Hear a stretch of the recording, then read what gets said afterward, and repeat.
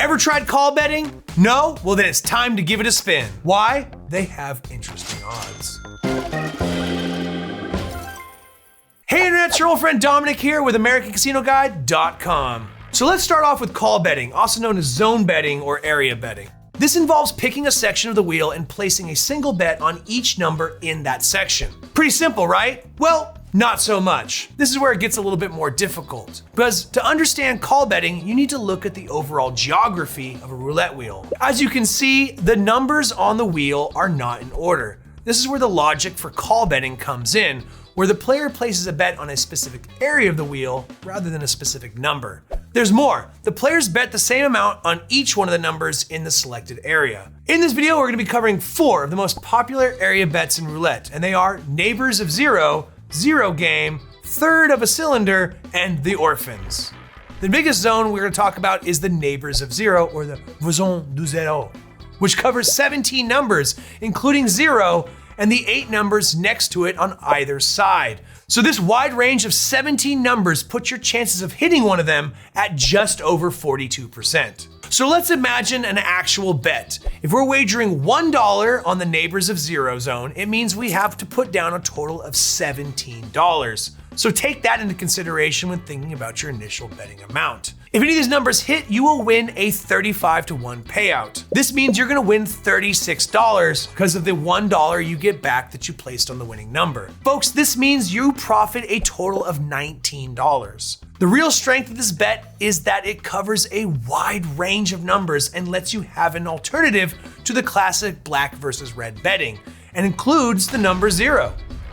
The next zone is the Zero Game, or Jeu de Zero. Jeu de Zero. Hey guys, do I have to keep doing this French thing?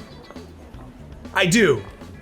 So the Zero Game includes, shockingly, the 0 in its range. You don't say. But focuses on the smaller range of numbers. This 7-number range is particularly attractive with a 17.5% chance of winning, especially if you mix it up with a martingale betting strategy as well.